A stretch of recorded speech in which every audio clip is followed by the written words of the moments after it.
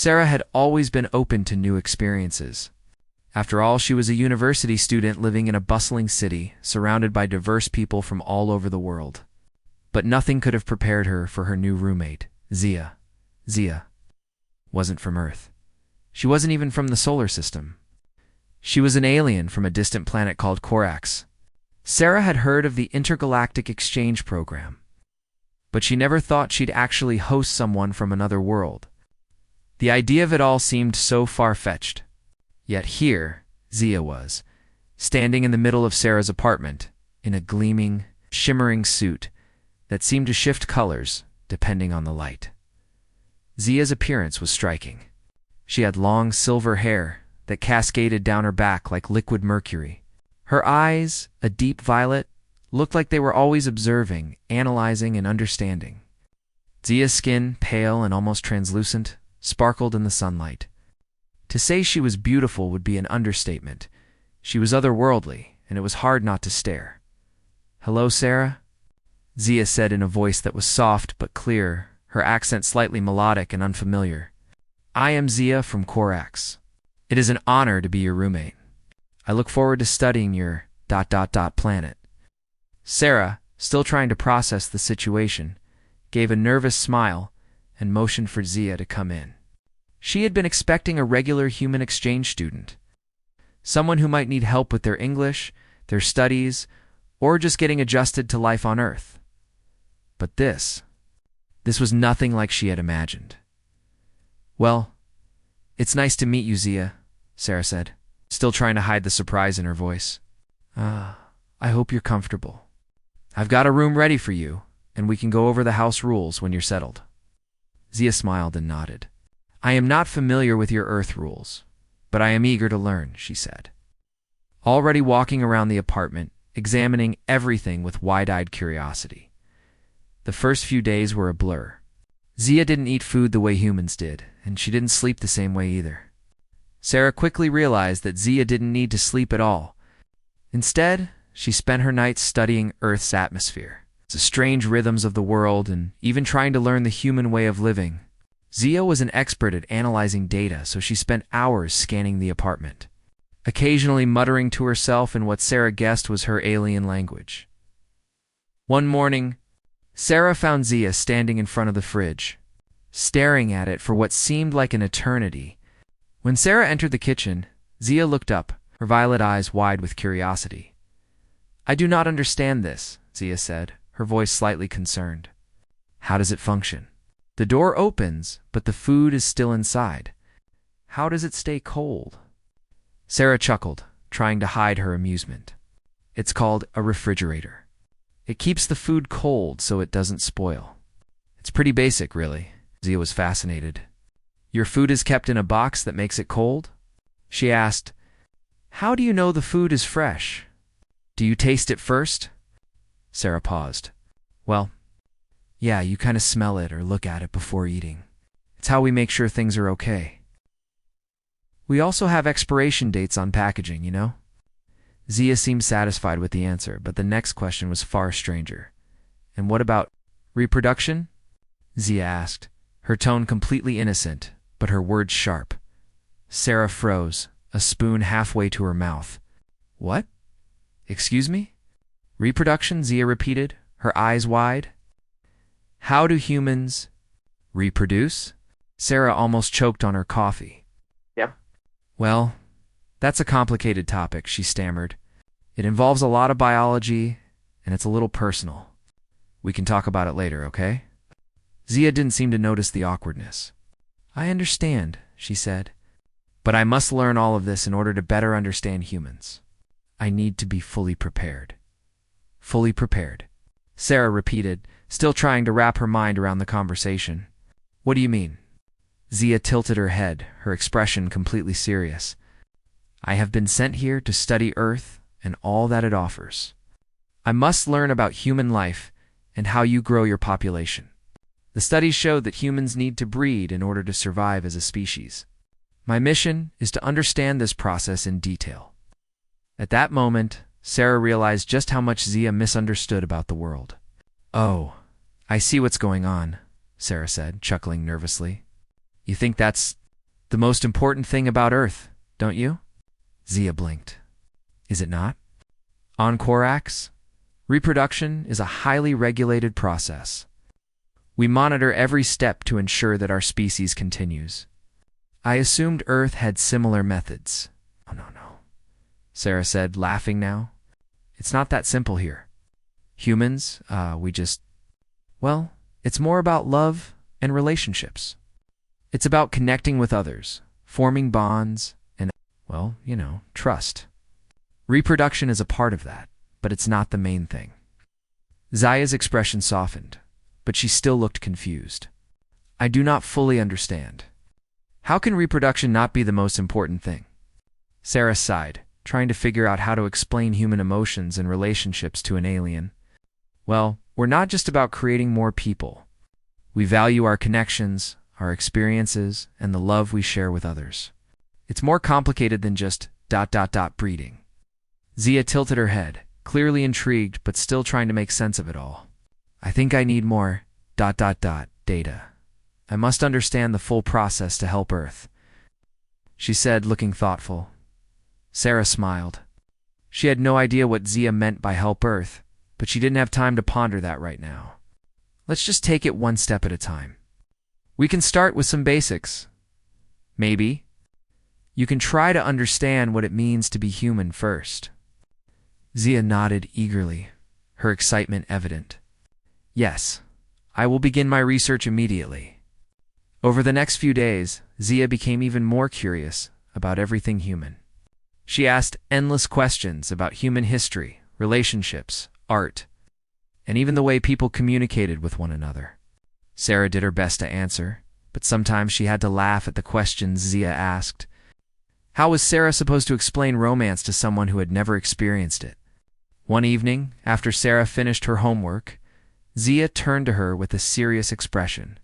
Sarah, she said, I have been thinking. If reproduction is so complex on Earth, do humans have certain rituals that prepare them for it? Sarah blinked, unsure of where this conversation was going. Rituals? Like what do you mean? Zia's eyes sparkled. I read that humans have special customs, ways to prepare their bodies and minds. Is there a ritual to get ready for reproduction? At this point, Sarah burst into laughter. You're talking about dating, Zia. Dating is kind of like a ritual where humans get to know each other before you know, forming a connection. Zia looked puzzled again. But dating leads to reproduction, correct? Well, not always, Sarah said, trying to clarify. Sometimes people date just to spend time together or see if they're compatible. It's not just about reproducing. Zia's eyes widened. So you mean humans choose their partners? Sarah nodded. Exactly. Zia appeared deep in thought, trying to understand this strange new world she had entered. Interesting, she muttered to herself. I must learn more. The days passed, and Zia's curiosity about Earth only grew. Sarah couldn't help but smile every time she saw her alien roommate deep in thought, analyzing some strange human concept or custom. It was both entertaining and exhausting trying to keep up with Zia's questions. But despite the occasional awkwardness, Sarah began to feel a bond forming between them. Zia's next question came as they sat down for dinner one evening. Sarah had made a simple meal of pasta, and Zia was fascinated by the idea of cooking. Her interest in the process had grown to the point where she wanted to try it herself. But before Sarah could say anything, Zia blurted out a question that caught her completely off guard. Sarah, Zia began, her violet eyes sparkling with curiosity, do humans have specific rituals for finding a mate? Sarah nearly dropped her fork. What? What do you mean by rituals? Zia didn't seem to notice Sarah's surprise. I read that humans have certain practices to attract a partner, like special behaviors, gifts, or ceremonies. What do you do to find someone to reproduce with? This time, Sarah couldn't hold back her laughter. Zia, no. It's not that simple. We don't just do things to attract a mate. People form relationships through shared experiences, communication, and, well, just getting to know each other. Zia was silent for a moment, clearly processing the information. So humans don't have a direct approach to reproduction like other species? No, we don't, Sarah said, smiling. It's much more complicated than that. We care about the person we choose to be with, not just reproduction. Zia's expression turned serious. This seems highly inefficient. Why not just ensure the survival of the species directly? Sarah shook her head, trying to find the right words. It's not inefficient, Zia. It's about the connection we share with others. Relationships are about trust, love, and mutual understanding. Not just having children. Zia didn't seem convinced, but nodded slowly. I will continue my studies. There must be more to this process. Over the next week, Zia dove into her research with even more enthusiasm. She spent hours reading about human relationships, watching romantic movies, and even trying to study Sarah's interactions with her friends. But every time she tried to apply what she learned, something went hilariously wrong. One day, Sarah came home to find Zia sitting on the couch, holding a bouquet of flowers. "Ah, Zia," Sarah asked, raising an eyebrow. "What's going on?" Zia stood up straight, her expression serious. "I have learned that giving flowers is an Earth custom to show affection. I believe that this is the proper way to approach a human relationship." Sarah stared at the flowers, then at Zia, and couldn't help but laugh. "You're right, giving flowers can be a sweet gesture, but that's not the only way to show affection." Zia looked disappointed. "I see. So, is this not how humans express interest in each other?" "Well, it's one way, but not the only way," Sarah explained. "There are lots of other ways people show they care. It's about finding what works for each person." Zia's expression was thoughtful. "I understand. I will continue my research." She placed the bouquet down gently and returned to her observations. Over the next few days, Zia seemed to take her study of human relationships to the next level. She started observing Sarah's interactions with her friends more closely. And at times it felt as if Zia was analyzing every word and gesture Sarah made. It was both flattering and a little unsettling. But Sarah couldn't help but admire how dedicated Zia was to understanding Earth's ways. One evening, Sarah invited a few of her friends over for dinner. Zia was eager to observe, so Sarah thought it might help her get a better understanding of human interactions. But what happened next was both awkward and hilarious. As Sarah and her friends sat around the table, laughing and talking, Zia sat in the corner, watching intently. At first, everything seemed fine, but then Zia suddenly stood up, raising her hand like she was in a classroom. "Excuse me," she said, her voice loud and clear. "I have been observing the humans in this room. It appears that Sarah has formed close relationships with you all. I must inquire, how do you decide who is the most suitable partner for her?" The room went silent. Sarah's friends stared at Zia in shock, unsure of how to respond. Sarah's face turned bright red. "Zia, you can't just ask people that," she whispered, feeling completely embarrassed. Zia, however, was completely serious. "But I must understand. How do humans decide who is compatible for ... reproduction? Is it based on communication or some other method?" Her friends exchanged confused glances. Finally, Sarah's best friend, Laura, spoke up. Zia, I think Sarah is kind of figuring that out on her own. It's not something we just discuss like that." Zia didn't seem to understand the awkwardness of the situation. "But I must know. I've studied Earth rituals. You give gifts, you share experiences, but how do you know when the time is right to, pair?" Laura, trying to save the situation, smiled awkwardly. "It's about trust and love, Zia. People connect with others in different ways. Sometimes it just happens naturally." Zia's eyes brightened. "Ah, I see. So humans rely on something more than logic. This is fascinating." As the evening continued, Zia's questions didn't stop. She asked about dating, relationships, and even the concept of love. Sarah's friends tried their best to answer her. But Zia's innocent and straightforward approach only made the situation more awkward. At one point, Zia even tried to demonstrate a romantic gesture by standing up and dramatically reciting a line from a popular romantic movie. "I will love you, always," in a way that left everyone in the room speechless. After a long, exhausting evening, Sarah finally sat down with Zia in the living room. "Okay, we need to talk about this," Sarah said, rubbing her temples. "I appreciate that you're trying to understand, but you can't just keep asking people about their personal lives like that. It's uncomfortable." Zia looked genuinely sorry. "I apologize, Sarah. I am simply trying to learn. My purpose is to study Earth's customs and share my findings with Orcs." Sarah sighed. "I know, Zia, but sometimes humans need their privacy. Not everything is about logic or study. Some things are meant to be felt." Zia nodded slowly. "I understand now. I will be more considerate in the future." As Sarah and Zia continued their conversations about human relationships, Sarah realized just how much Zia had already learned. She may have misunderstood a lot about human emotions, but she was getting closer to understanding what made Earth unique. Sarah was starting to see that Zia's curiosity, though sometimes a bit overwhelming, was coming from a genuine place of wanting to understand and connect. And for Sarah, that was the start of something special, a bond with an alien roommate who might not fully understand human ways, but was learning one step at a time. The days following the dinner were quieter. Zia seemed to take Sarah's words to heart. She still observed everything with the same level of curiosity.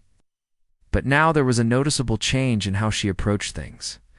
She was more thoughtful and less likely to ask awkward questions about personal relationships. Instead, Zia shifted her focus toward understanding human emotions on a deeper level, exploring human interactions from an emotional, not just intellectual, perspective. Sarah couldn't help but notice how Zia's presence, once strange and unnerving, had started to feel ... normal. Zia had become a part of the rhythm of Sarah's daily life. In many ways, Sarah had grown fond of her alien roommate. Zia was kind, eager to learn, and genuinely interested in understanding what made humans so unique. It was hard not to admire her curiosity. One afternoon, as Sarah was sitting on the couch reading a book, Zia came in, holding a small notebook in her hands. Her violet eyes were bright with excitement, and Sarah knew something big was coming. "Sarah," Zia began, her voice full of enthusiasm, "I have completed a new project." Sarah closed her book, intrigued. "A new project? What kind of project?" Zia sat down beside Sarah, her face serious. "I have been studying human behavior more deeply. I have been learning about your emotions, your relationships, and how humans connect. I believe I have come to an important conclusion." Sarah raised an eyebrow. "Okay, I'm listening. What have you learned?" Zia took a deep breath. "Humans are not as simple as I originally thought. At first I believed your species was focused primarily on reproduction, but now I see that you are much more complex. You form bonds with each other in ways that are difficult to explain. You build trust, share experiences, and create emotional connections that go beyond anything I have ever seen on Korax." Sarah was taken aback. She hadn't expected Zia to make such an insightful observation. "Well, yeah," she said with a smile. "That's what makes humans unique. Our relationships aren't just about biology. They're about connection, feelings, and mutual respect." Zia nodded slowly, as if absorbing every word. "I understand now. It's not just about finding a mate to ensure survival. It's about finding someone who you can trust, someone who makes you feel seen and understood." "I think I've made a breakthrough in my studies." Sarah's heart warmed. Zia had come such a long way since the awkward days of misunderstandings. She'd started as an outsider, an alien with no concept of human emotions.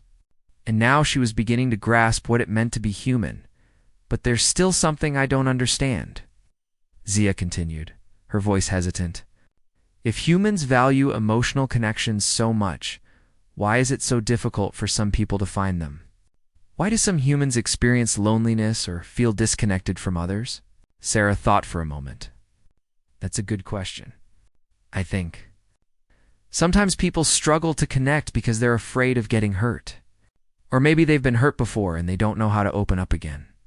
It's not easy to let someone in, especially when you're vulnerable." Zia's eyes softened. "I see. So, emotional connection requires a certain level of trust. But trust is fragile. It can be broken. Exactly, Sarah said. And when it's broken, it takes time to rebuild. But that's also what makes it so powerful. When people truly trust each other, it creates a bond that's hard to break. Zia sat silently for a moment, reflecting on Sarah's words. Finally, she spoke again, her voice thoughtful. Humans are fascinating. You are capable of such deep emotions, both positive and negative. Your connections with each other are not just about survival, but about understanding and compassion. Sarah smiled, feeling proud of Zia's progress. That's right. And we also make mistakes, sometimes. But we learn from them and try to do better.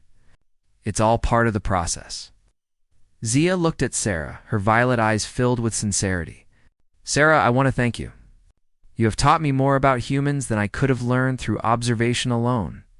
I now understand that Earth is not just a place to study, it's a place to connect, to grow, and to experience life together. Sarah's heart swelled with warmth. You're welcome, Zia. I'm glad I could help. Over the next few weeks, Zia continued her studies, but now she had a deeper understanding of what it meant to be human. She no longer viewed humans as simple creatures driven solely by instinct. She saw the complexity, the vulnerability, and the beauty in human relationships. And while she still had much to learn, she was no longer just an outsider. She was a part of this world too.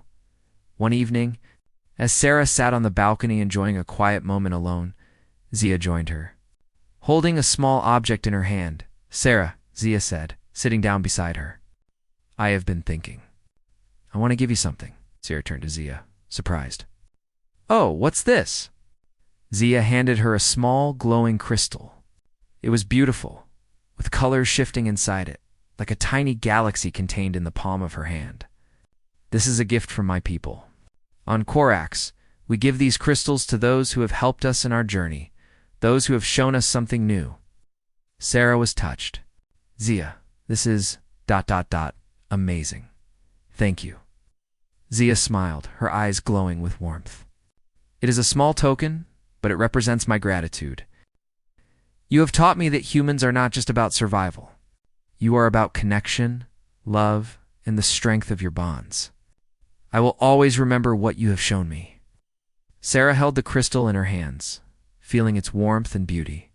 For the first time, she realized how far Zia had come, how much she had grown and learned about humanity. It wasn't just Sarah who had taught Zia. Zia had taught Sarah, too. Through their friendship, Sarah had learned to appreciate the deeper connections humans could form, and how much strength there was in being vulnerable with others. As Sarah looked at the glowing crystal in her hands, she knew that her life had changed in ways she hadn't expected.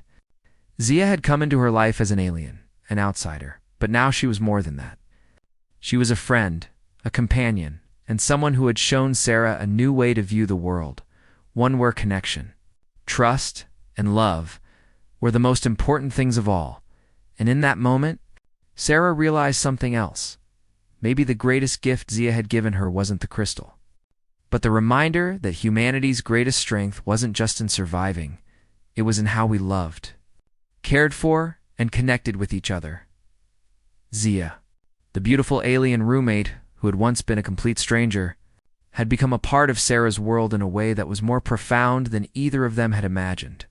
And for that, Sarah was grateful.